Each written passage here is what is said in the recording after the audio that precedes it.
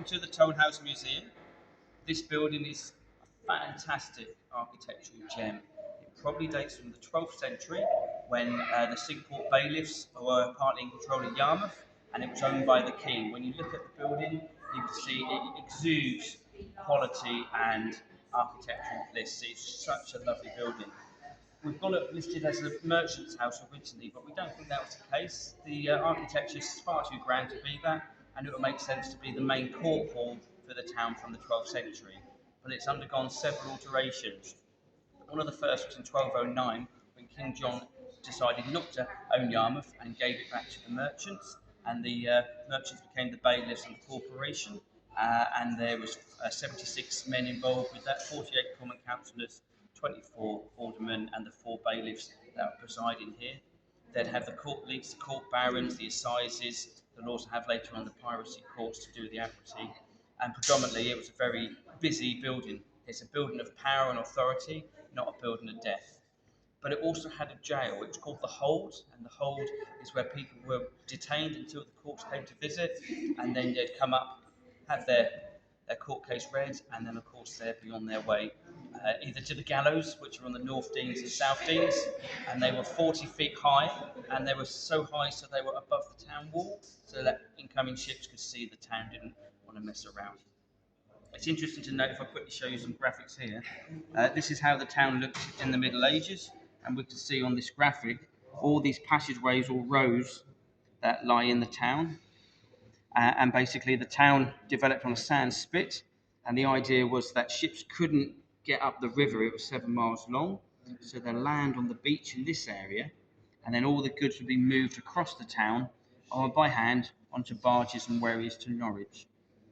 This street pattern then gets locked in place as the town develops, and eventually we get a town wall constructed, issued by Henry III, and that is over 2,000 metres long, and basically has lots of towers and gates, all the gates being on the beach side, and there's no wall at all on the quay side. The toll house basically is roughly there on the map.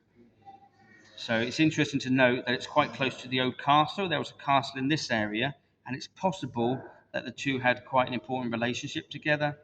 But when the King John basically gave the town to the people, the toll house was clearly retained by the crown because it was leased to the town right up until the 14th century, and eventually owned by a chap called William Atmore, who then gave it by will to a chap called Nicholas Stalham, and it was Stalham who leased it to the town. So we don't really know when it came into the hands of the council, but we know by the 1550s, as Elizabeth I started to get to the throne in 1558, the town then spent a huge amount of money making the toll house suitable for assemblies.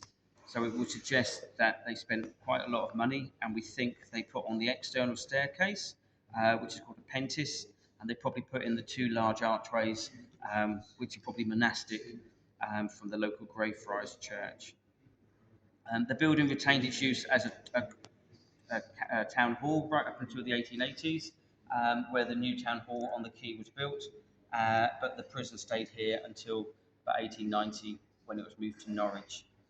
Predominantly, most people who actually came in the prison system, they were never hung in this building, and this building's not really associated with death, in my opinion. It's, like I said, power and authority. But predominantly, people had to pay fines. If you were resident here for the week before the court came, you'd have to pay the bailiff. If you couldn't afford it, you were back in the debtor's court to then pay off your debt. And there were treadmills and other activities for the prisoners. But in the 19th century, there was a lady called Sarah Martin, and she was a local Methodist lady, and she came and spent a lot of time with the prisoners, trying to educate them and trying to basically encourage them to break that cycle.